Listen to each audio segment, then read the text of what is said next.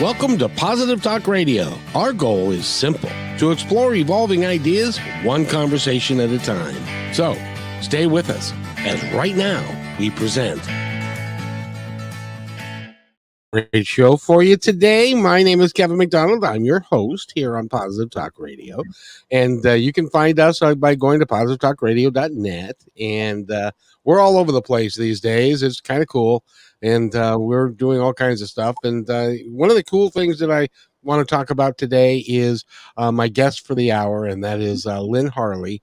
And as in motorcycle. You're not part of the Harley clan, are you? No, unfortunately, I'm sure I would have a lot more money if I was. And she is a life coach and a consultant, and she's also an author, and she's also a cancer survivor. And so she's done her life has been full of all kinds of interesting turns and things and stuff, and we're going to talk about all that, and also the book she's written, which is called, it's a child. I phrased it in the introduction. There you are. I phrased it as a children's book that is good for everybody. Yes, it really has a powerful message for every age group, and we'll speak a little bit to that in a bit. Yes, indeed. So how are you? I am excellent, Kevin, and it's always a pleasure to be here. I love what you're doing. I love what you're about, and I'm actually zooming in and thinking extreme gratitude for Zoom and technology. I am zooming in from Mexico, Ajica.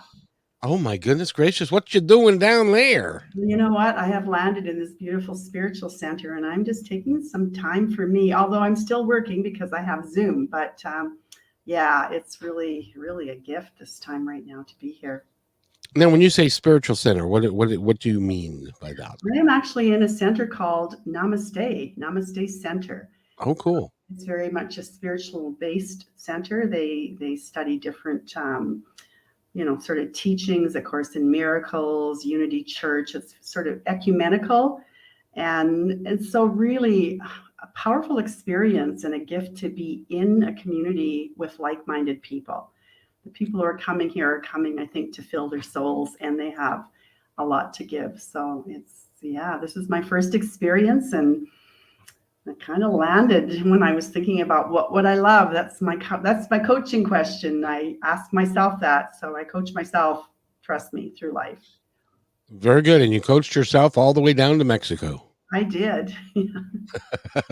Is it a big school? There are a bunch of folks there, or is it? It's not really a school. No, it's a center, and I don't even know how many. They have different, and it's getting very popular. So I've actually just arranged, I want to stay in the community, so I'm having to move out of it in mid-February because of the space is very limited. But it's, there's just different things that you can be involved in, lots of discussion groups and time to reflect, I guess. It's not so much a school, I would call it. I mean, you can come and go as you please. It's actually considered an intentional community. And so I'm digressing a little bit, but why this landed with me is that I'm just sort of looking at what would I love moving forward as I don't like even to use the word age, but mature in my life, and I know that I want to be surrounded by people who are on sort of a similar spiritual journey as me. And there are people who are here now full time and who are like aging in place. So it's a beautiful community. I met one woman last night who's 89, and honestly, she looks amazing. And I think, how can you not, what's the word I want to say? How can you not thrive when you're surrounded? First of all, it's a beautiful climate. Apparently, it's one of the second best climates in the world because it's inland. So you have almost the same climate all year. In the day, it gets very pleasant, and then it cools down in the evening because we're in the mountains. And so there's this spiritual community that cares for one another.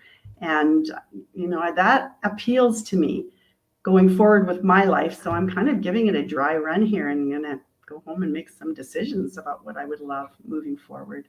I think it's vital that we find like-minded people, because so many of us that are not of the quote-unquote mainstream religious cycle doing the mainstream thing, and we think a little bit differently. Sometimes it's hard to find people that are of like mind and understand where you just even to understand where you're coming from. Mm-hmm. Yes. Yeah, and I mean, I've had other experiences, being in communities, and they were, nice people, but not my thing. Golfing and happy hour wasn't for me. Again, it's Right. not a reflection. I mean, everybody, whatever, resonates with you, but for me, I know I just feel like as I mature, I'm going to say that I just feel this call to even go deeper, spiritually. It's an important aspect if that's what you choose to do, and then we're going to talk about your bio in a second because you've been through a lot over the Hmm. course of your life, from the cancer to losing the business to the husband, the whole thing, and it is important while we're still here, in my opinion, to get together with people that you can resonate with, who speak the same language, who understand why you're feeling the way you do, and can help you through it. And in my for my money, and ooh, that was a deja vu moment. But for my money, spiritual people who are giving and loving and caring for everyone without regard to race, religion, sex, orientation, all that stuff. It's a different flow than it is even in the church setting that I grew up in. Was not It did not flow like I've been in spiritual communities and with working with spiritual, and there's just a glow about people that feel like life is an adventure, and that they are energy, and that we're all one, and that we're all working together. That there's just a flow that just doesn't happen in secular society all that much, at least in my opinion. What do Hmm. you Well, a few things came up for me when I was listening. I've been through some tough stuff, but I'm going to say probably everybody listening has been, right? We have our own idea of what's tough. And I also believe that one of the sayings within the work I coach is, the content of our lives is the curriculum for our soul's evolvement. So it's often those challenging and difficult times which really get us on track. I work with people who are checking their soul at the door at a job they don't like, and then it spills over. There's health problems, or they're going home unhappy, and it comes out in their relationships. So I mean, what I'm coaching is about really leaning into a life you love and listening deeply to what that is for you.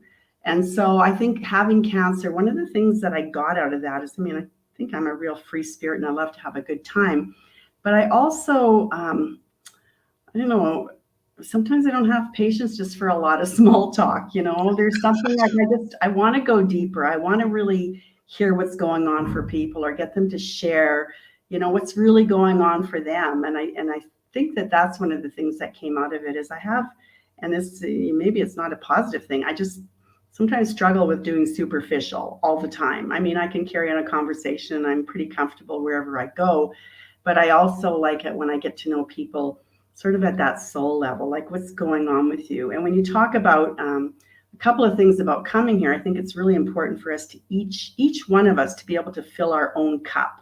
Even in scripture, Jesus went into the mountains to pray, especially when you're in any kind of a helping field. It might just even be you're supporting aging parents. And it means, taking care of your own self. Caregiving is one of the most challenging. They often say the caregiver gets sick before the person they're caring for. So for me, it's an opportunity to do that. And and I think too that when you really connect with what you love, you're connecting to that spiritual essence. I mean, every one of us is being breathed by a power greater than ourselves. We can't breathe ourselves. And I think the more we tune in and we come from that spiritual essence, I mean, it just is love. And it just is. And I'm not saying I'm there 24/7, that's for darn sure. But I know what you're saying. You just see that sometimes in people's eyes. It's like you see their spirit coming through them. They are in that flow. So I don't know if I commented in a way that you. Yeah, that's perfect. Well, in my frame of mind, every show that I do is perfect regardless because it's real and it's honest, and we talk about real things. As an example, the one thing that you mentioned there is that the superficiality of our society in many cases. We're talking about our kids, we're talking about our houses, our careers, and what we're doing, but we're not talking about each other. We're not Mhm. talking about how to help each other, how to support and to care for one another. Spiritual communities seem to do that much better because they want to do what you do, which is go deeper. Mhm. And a lot of people are just not interested, even amongst, and I'm sure you've noticed, even amongst married couples.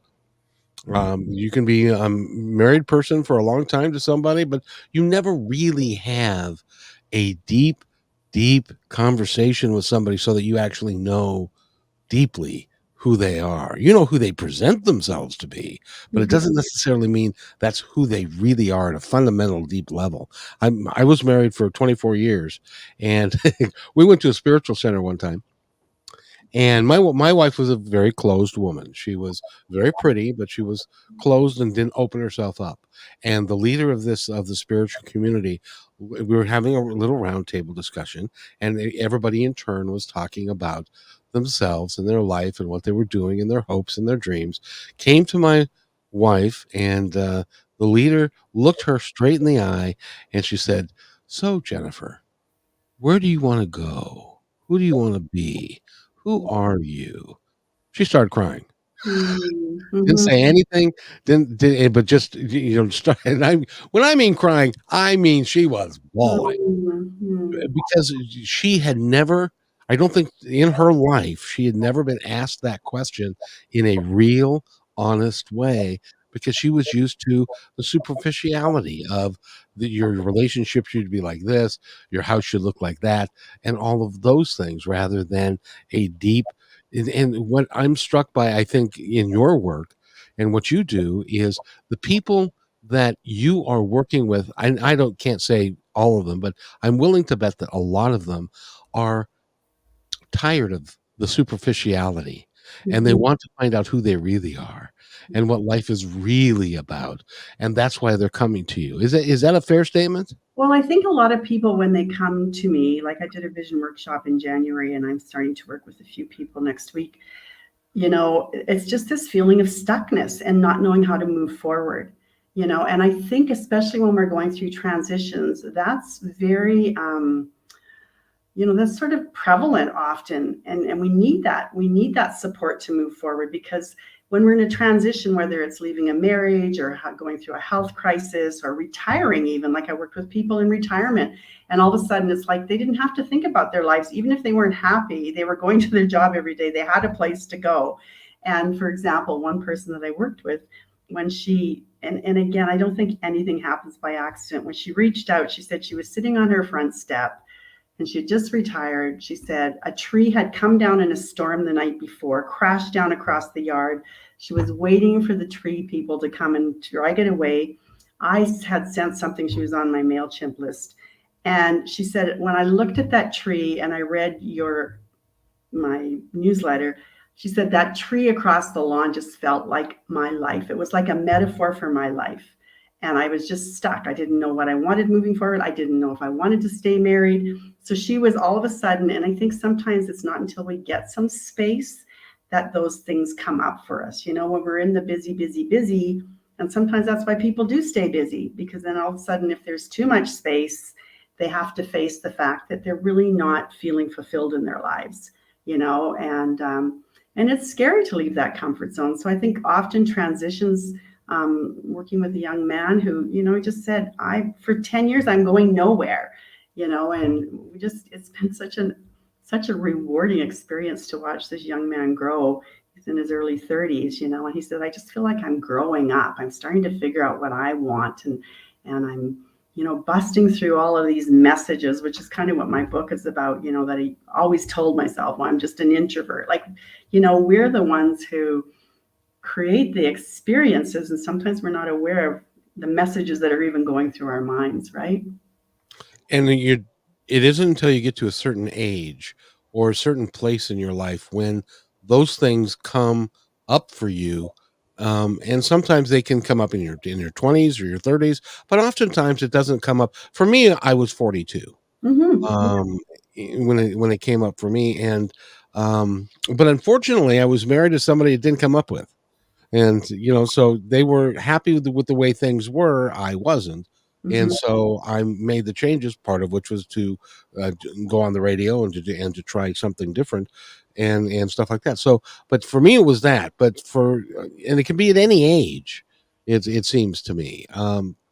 Absolutely. Like I said, people in their retirement. I've worked with people in their 70s, and I think even that's kind of and I'm going to be 70 in a few years, and I'm thinking, you think, okay, am I just going to lay down and sort of quit living because of my age, or am I going to just give it my best? And I think that, people that I've worked with that are older, and I can see how easily it happens, is it's really easy to start losing confidence in one's self as you start to get a little bit older. And one person had written that, she was starting to have osteoporosis and a bit of a health crisis. She said, I almost felt like my body was collapsing on me, like it was in reflection of what was going on in my mind.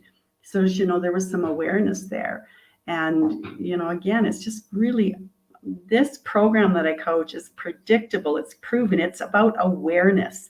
And if people come in with transformational willingness, they will experience new results. It's not up to me, really. I just feel like I'm the instrument, and I'm showing people how the universe really works. And when you line up with how it works and you really tune into what you want in your life, you're going to have a completely different experience.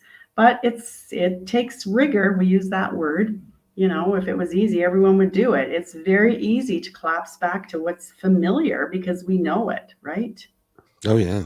It's traversing the unknown. Like you said, sometimes relationships end and maybe they've been dead for a while, but we've just been staying there because it's easier to stay there, we think, than it is Yes. to move forward.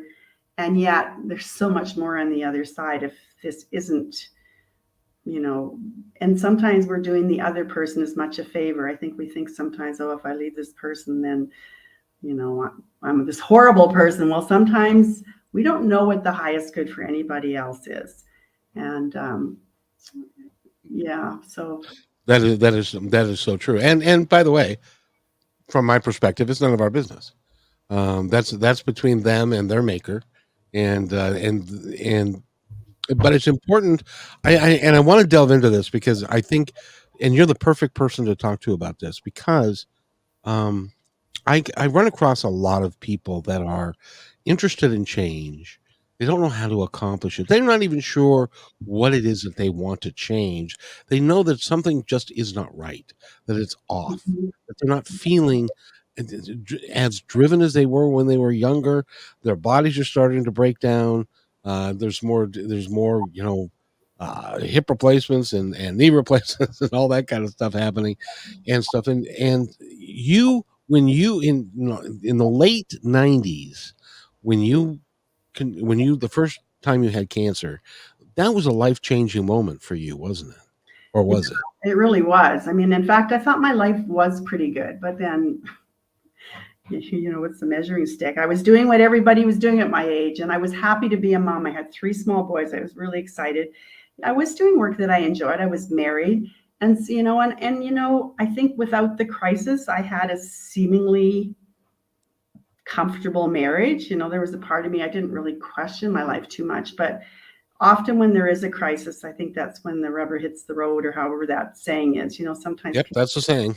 You people hit it will perfectly. people will separate sometimes when there's been they lose a child, and so even after the cancer diagnosis, I went to see a social worker, and she said, an experience like this will often draw you closer, or things will just kind of come apart.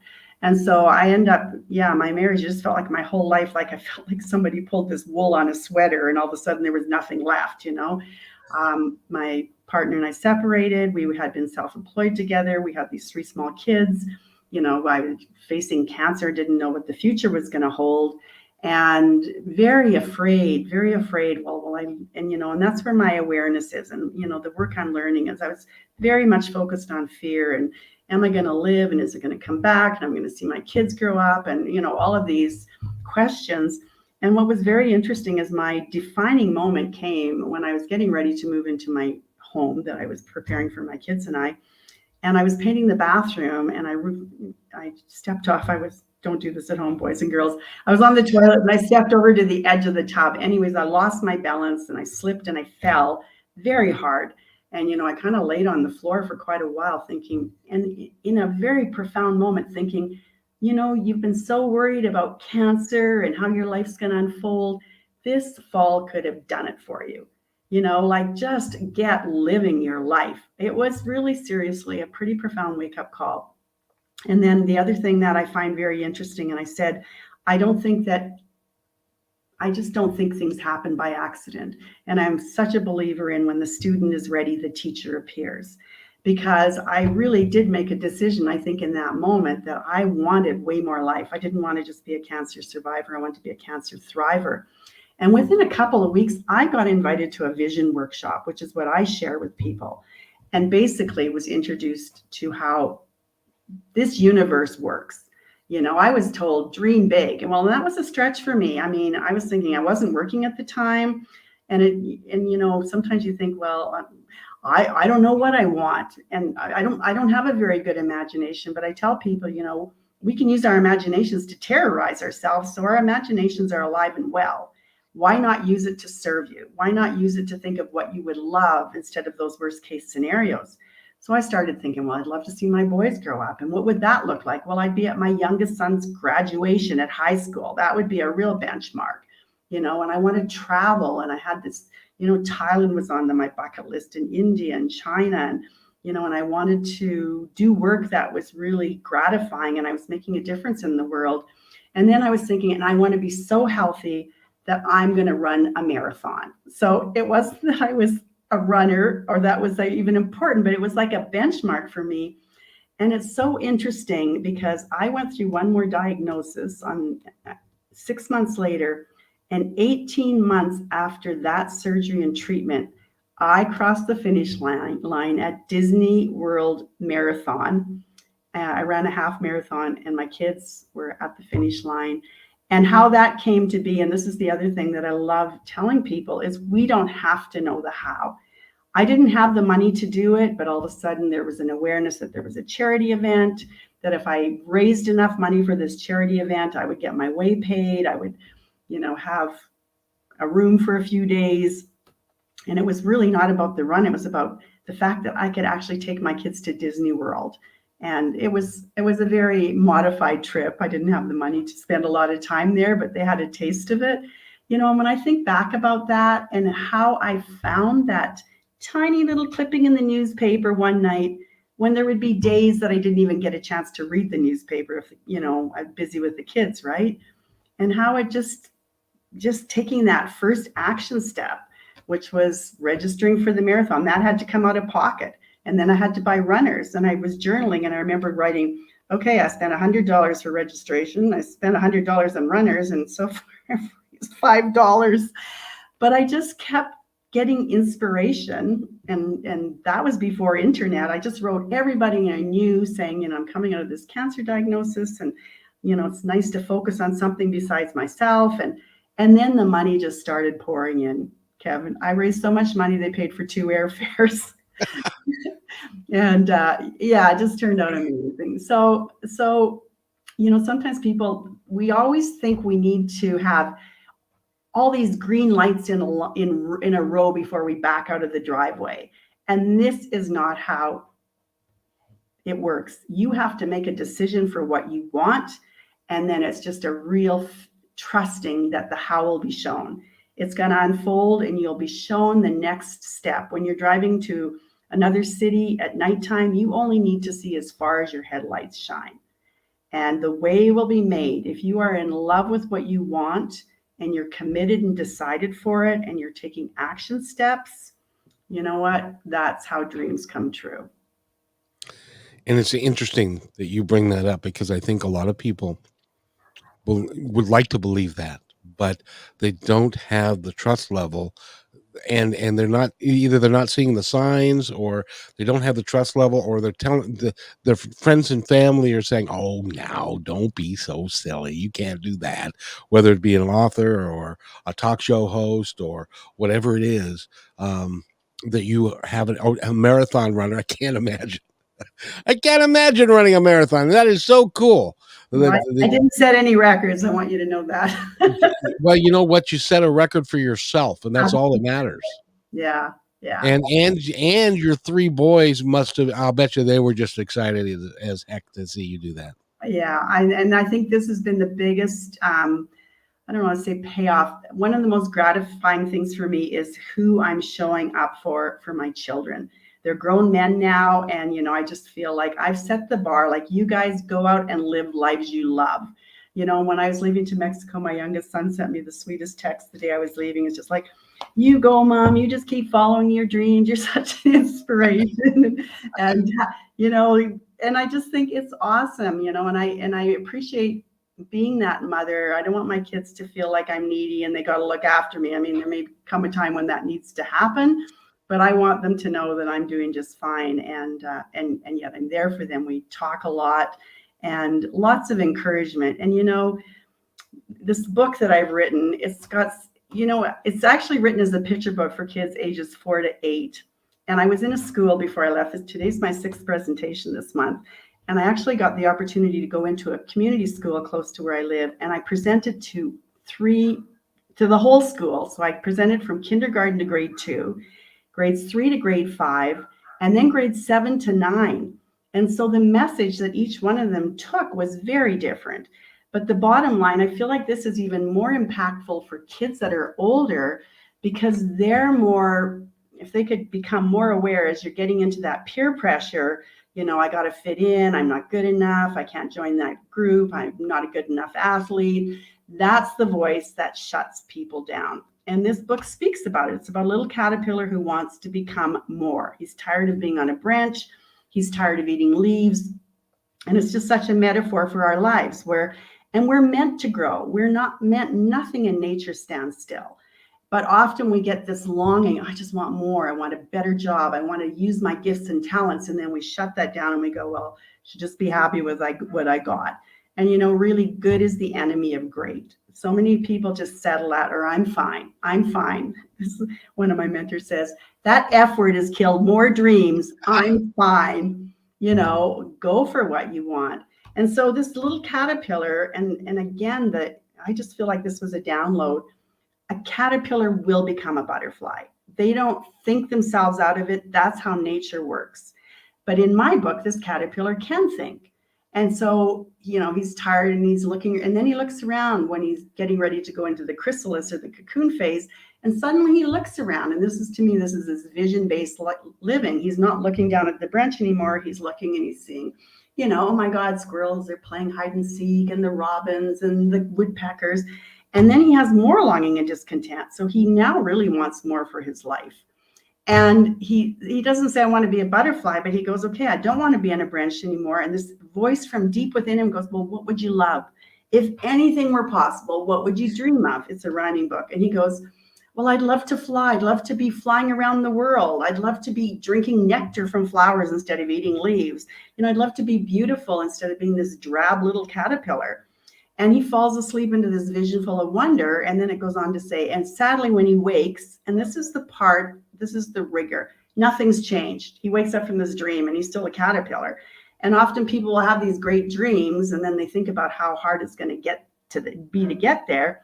And so it says, now gone was the voice, that was so warm and serene. Now he's hearing from this voice that goes, silly little caterpillar with your big and foolish dreams. Just be grateful for what you do have. And, forget about your schemes. And then it goes on and on. This voice went full of know-it-all advice. It's your dreary coat that keeps you safe. And its voice was not very nice, something like that. And then he gets very discouraged. And at the end he goes, so forget it, little caterpillar. From this branch, you're not going to go far. Flying and drinking nectar? Ha! Who do you think you are? And so I just think every listener can put themselves in that voice. I'm presenting this message to adults. I coach this to adults. And the thing about this book is I think we need to know that voice is always going to be a player when we're going to grow and stretch. And the work of transformation is to reconnect to our vision and listen to the voice that says, but what if you could? Believe and the way will be made. So that's really the powerful message in this book. And then the caterpillar really goes into dreaming at night. And so he's still a caterpillar, but he's like starting to see himself. It's hard for me to say. He's starting to see himself in his vision. And that's what we want to do. We have so much power with our minds, right? And so eventually it says he changes into this chrysalis.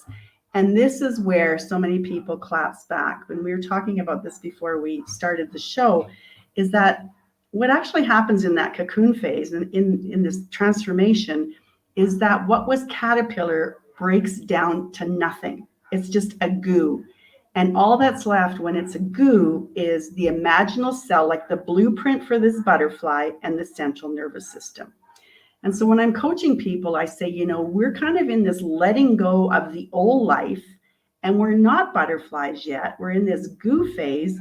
But what we have, the imaginal cells, is our vision, and the central nervous system is our ability to think like a butterfly when we're only caterpillar. So it's a powerful book. And of course, at the end, he does fly. It says he changes and becomes. Oh, you ruined the ending. No, but at the ending, the butterfly will actually talk to the reader. Oh, good, Yeah. good. Well, you see, we all. I think that what are there 8 billion of us? I believe that each one of us has got a thought and a dream of who we could be, of what we could be, and so many of us either circumstances or they fall back into being, a leaf eater rather than growing into a butterfly and enjoying the nectar because it's hard. It's not an easy road, and I know a lot of spiritual people, a lot of people that are trying to be more than they were. It's Mhm. not an easy road. You're right. No. It can be very difficult, but the rewards are so sweet. They're so sweet. And it's really, I was even thinking about this trip to Mexico. So I'm from Canada and I don't have a TV. I like positive talk radio. So I rarely listen to or hear news. And I went to pick something up one day, and the seamstress I was dealing with knew I was going to Mexico. And she goes, "Did you hear what happened in Mexico?" So then I said, "No." And this was, I don't know if it's big news in the States, but one of the drug cartels family members was arrested, and there was violence in Mazatlan. And so I noticed that fear in me. And I was thinking, I'm going to a completely new place. I've never had to fly here before. I have to figure out how I'm going to get to Puerto Vallarta, how I'm going to get to Guadalajara, how I'm going to get from Guadalajara to Ajica. And it would have been so easy to not come, but I kept leaning into what I would love and my vision of what I might see here. And I thought, well, I'm never going to know if this is what I want unless I go there. And so, I want listeners to know, just because I'm in this work does not mean that I do not experience fear when I'm changing. And last summer I got on my bike, and this was ridiculous in some ways but that fueled me this time. I ended up riding my bike almost 2,000 kilometers across Canada last summer as I was really advocating for youth mental health, because this book is dedicated to my brother who struggled with mental health his whole life and died 5 years ago. And I remember I made the decision to ride that bike, and I'll tell you, it took me 6 weeks to get ready. And every day I would just think, what the heck am I getting myself into? And the voice of fear was saying to me, well, who do you think you are? You've never done this before. You've never ridden any distance for 2 days in a row. You don't even have a bike. This is how it all started. You don't even have the panniers, the gear, the nothing, the experience. Do you even have the stamina? And then the last one was, get real, Lynne. You're 66 years old. How far do you think you're going to go? This with my internal voice, right? Right. But I've been in this work long enough to really connect. Would I love it? And when I talked to some woman who'd done this, I was ignited by something in them. And this was post-pandemic. I was ready for more. There was some longing and discontent after being in a bubble for 2 years. But every time I felt this fear, I'd think, oh my God. And then I thought, you know what, just start and just get on your bike every day. That's all you need to do. And if it ends, I even put this little post, I think it was Theodore Roosevelt, who talks about, it's the one in the arena who dares greatly, even if he fails. So it's like I was setting up anybody who was following me that, okay, guys, I'm going to dare greatly. I don't know if this is going to end well, but you know what? It did. It ended up just fine, And that's what I want people to know, is it's the most gratifying experience when you walk through the fear, which is the only way around it. and don't let it stop you. I mean, just, and that's how we build our confidence muscles, right? Our spiritual fortitude. I learn lessons through movies, Mm. and interestingly enough, and I was just watching an old movie. Goodness gracious, it's an old movie now. It was Rocky 3, Oh, yeah. and and um I know, just speaking to your point, and so I heard Adrian say when you said, "I'm not always perfect," and da da da da, da, and and Rocky was running on the beach, and he was scared, and because he was going to fight this guy that beat him up and stuff, and Adrian came up and was starting to talk to him, and he said, "All right, you want me to say it? Okay, I'm afraid." And she said, "Well, you're human, aren't you?" And that would be my response to everybody. Yeah, you can be afraid, but because you're human, but we have got the ability to rise above that. Right. And just know that anybody who has done great things in the world has failed over and over again. When I go into the schools, I talk about the Wright brothers to the kids. And I said, think about that as an audacious dream. Nobody had flown. These are two bicycle mechanics. This is what they did for a living. And they had a vision. So they're used to wheels on the ground. What if we could put an airplane, create a flying machine? And with the response that they got was people around them would say, look, if God wanted us to fly, he would have given us wings. And they failed over and over and over again. But I read more about them, and they kind of almost like lived, they were very close, like a married couple. They shared bank accounts and everything. And every time they failed, one of the brothers would say, don't worry, brother, I can see it in my mind. We're going to do it. We're Right. going to do it. And so the first flight, and this was fun when I was talking to the kids in grade 1 and 2, I said, how long do you think that first flight was? And 27 hours. It was 12 seconds. 12 seconds. But Yep. you know what? I think it was 63 years later, we landed a man on the moon. And it would never have happened without those 12 seconds and all of those failures. The other story that I like to tell. Are you familiar with who Roger Bannister is or was? Yes, broke the 4 minute mile, right? Yes, there was a time when he was in search of that, and doctors would come out and say, "Oh no, the human body cannot run that fast. It's not possible." Yeah. And so, but he believed that he could run fast a mile in less than 4 minutes, and so he practiced and he practiced and he finally did it. After he broke the 4 minute mile barrier, it is high school kids are now running sub 4 minute miles. Yeah, and it was within a month, I think, that the next person did it after Roger Bannister. It was like he broke through the barrier that it was impossible. And even when, and this is another story I share when I'm coaching or in my vision workshops, when Kennedy was in power in the early 60s, he went to NASA. This is before anybody landed on the moon. And he said to the scientists there, like, what's it going to take for us to put a man on the moon in this decade? This was in the early 60s. And Right. the scientists said the belief that it can happen. So there's so much power in our believing. And this is where, in this book, this is where a coach or mentorship, however that looks for people, is so vital. I mean, there's times when you do want to throw the towel in. I mean, we all have those moments, right? And often it's when we're so close to the mountaintop, people will quit when if they could just have hung in there a little bit longer, they were almost there. So, yeah. And that happens so much in life is that, or we listen to the people that tell us, no, you can't, you gave it a good college try, good job, but now you got to go back to the way life used to be for you, and you can't continue to move forward. And that's just plain wrong, because the fact of the matter is, when our last day is here, nobody's going to care how much money we have. Nobody's going to care what clothes we wear. Mhm. What they're going to care about is the relationships that we left behind, and the people, and how we were able to take what we got in this life and to max out what our potential is to be the best human being that we can be. That's what we're going to get measured by.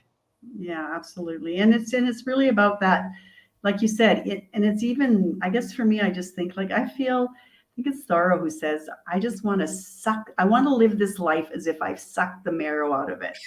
Exactly. And I Exactly. that yeah, and I think that's what I want to do. We've got like this one precious life. None of us knows if we're going to wake up tomorrow. None of us. I don't care who you are. It could be because of an accident, you know. And so, the question is, are you doing what you love? What would make you really come alive? What do you want to do with your life? And just to highlight that point, my mother, who swore that she was going to live to be 106, that was the date that she picked. I'm going to live to be at least 106. Well, 2 Julys ago, she I talked to her on Tuesday. On Wednesday, she played bridge with a bunch of ladies. I don't even know if anybody under 80 knows how to play bridge anymore. But so she did that, and then she went out to dinner on Thursday, and came home to her house and went to bed and died.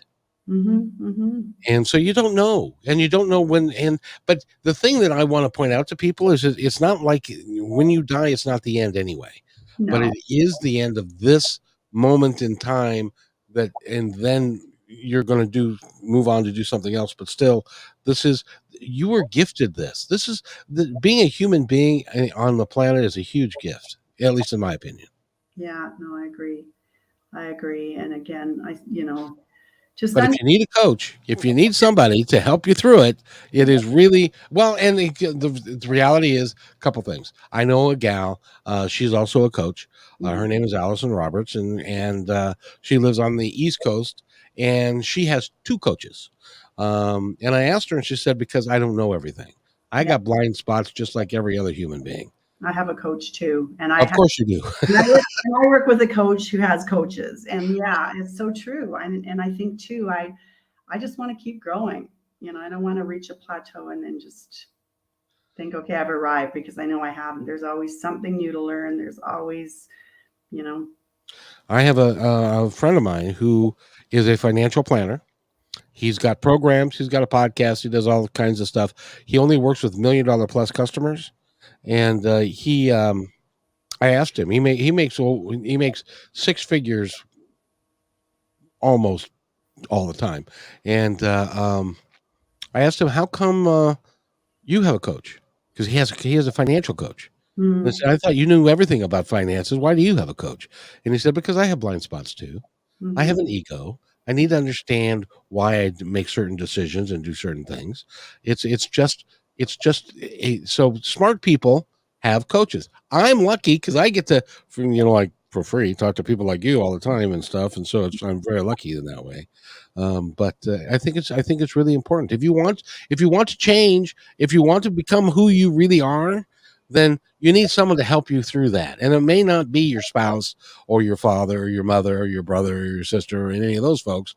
It needs to be somebody who can set goals with you, and mostly it's that A word, that accountability word, to yeah, hold people accountable. yeah. And even just giving people the awareness. I've got a powerful exercise I do in my vision workshop, and it's like when you're given you start with an exercise where you have to start finding the number one and going all the way up, and then I show them a pattern inside of that, and their results are exponentially better, like not just one or two. And so this is what I really try to share with them, is that there's no guesswork to transformation. There is a predictable, proven pattern. This universe runs according to spiritual laws and principles. Just like gravity works the same for everybody. Electricity, if things are wired according to the way they're supposed to be, we have electricity. There are laws. These are laws. I mean, planes fly because of gravity, aerodynamics. These are all universal laws. And we kind of go through life, often not understanding that we have to align ourselves with those laws and how they work to get new results. That's the only way it works. That's the Mhm. only way it works. And by the way, Lynn Harley has been our guest today, and I'm going to honor her time because she is in Mexico, and she's what's the time there? Is it 3:47 there? Actually, I am on Central Standard Time, so it's almost 6 p.m., which is Oh, on. it's time for you to go have dinner. Do you guys have a common area? I do, yeah, yeah. It's really great food and lovely conversation. And before I go, though, I just want to tell people about this book. It is not just for young kids. If you have a graduation coming up, somebody who's, I think it's just a powerful message for someone leaving high school or university.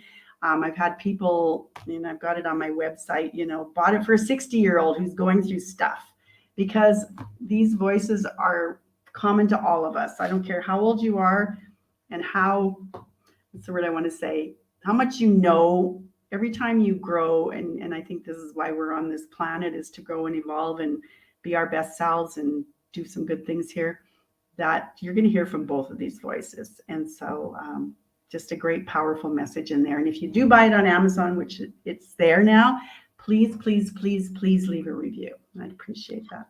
But you can go to her website, which is lynnharley.com, and you can buy the book right there. Lynne And with an E, 2 N's. exactly. And the name of the book is What If You Could?